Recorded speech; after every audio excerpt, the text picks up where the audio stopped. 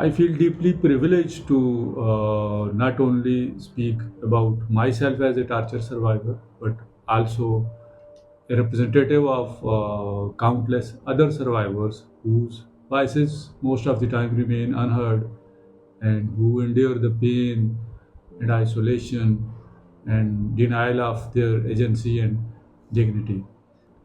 The first and the foremost thing that we need to understand is that survivor engagement is not just a moral imperative. I think that it is a kind of a strategic necessity, uh, which is uh, necessary for a meaningful, sustainable, and I would say trauma informed rehabilitation of survivor. When I say the meaningful, sustainable, and trauma informed rehabilitations, I mean the holistic well being of a survivor. And holistic well being is possible when we are able to address all the problems of a survivor, including the psychosocial supports, including the economic well being of a survivor, including the provision of legal support to the survivor, and including the health and education needs of survivor and its reintegration into the society. So this is what we call the holistic approach. If you look at the current mechanisms of survivor engagement for its rehabilitations, one can witness that survivor engagement continues to suffer uh, because of the narrow approaches that are used for the rehabilitation of survivor. These approaches are highly input based and service oriented. They do not go beyond as inputs and services.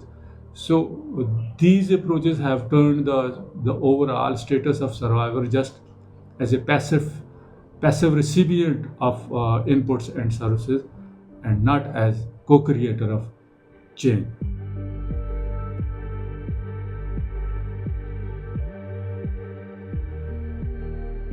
I think that the first and the foremost thing is to recognize the leadership role of a survivor. For example, I am a survivor and I am basically playing a leadership role in my organization as well as in the survivor advisory board.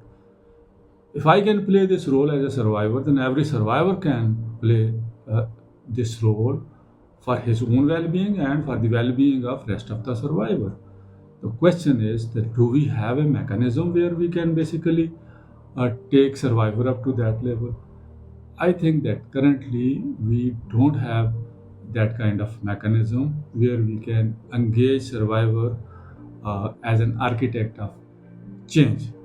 And I think that we have to redefine our strategies where we should basically uh, engage survivor as an architect of change. The second thing which is required for this is I suppose that a paradigm shift is required. Paradigm shift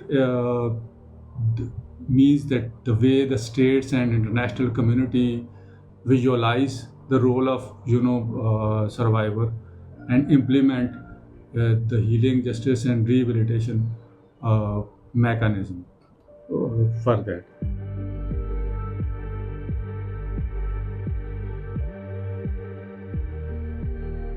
I think that for this very purpose, we need to have, to engage different stakeholders.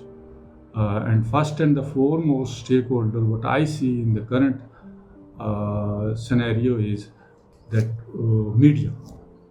I think that media is one of the, in current circumstances, media is among the most powerful platform that needs to be taken into account while designing this movement against torture and for the empowerment of survivors.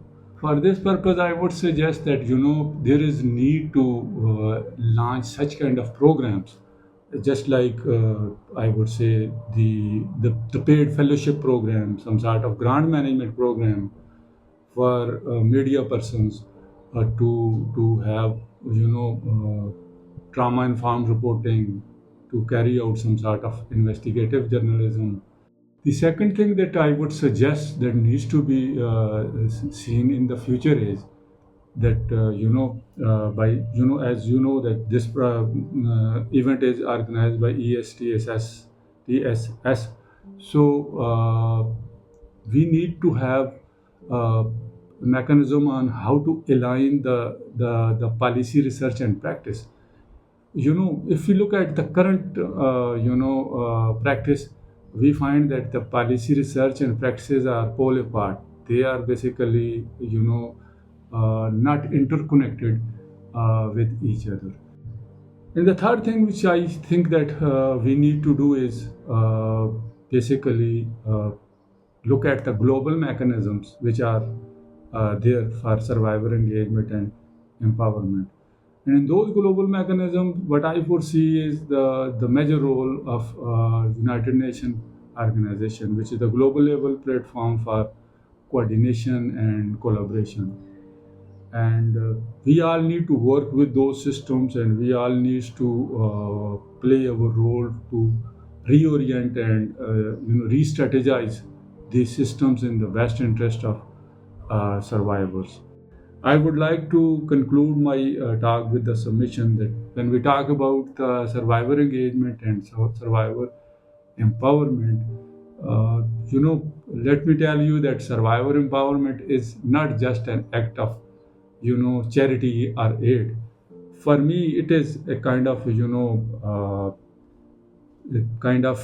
ethical, absolute necessity for creating a torture-free world for all of us. Thank you.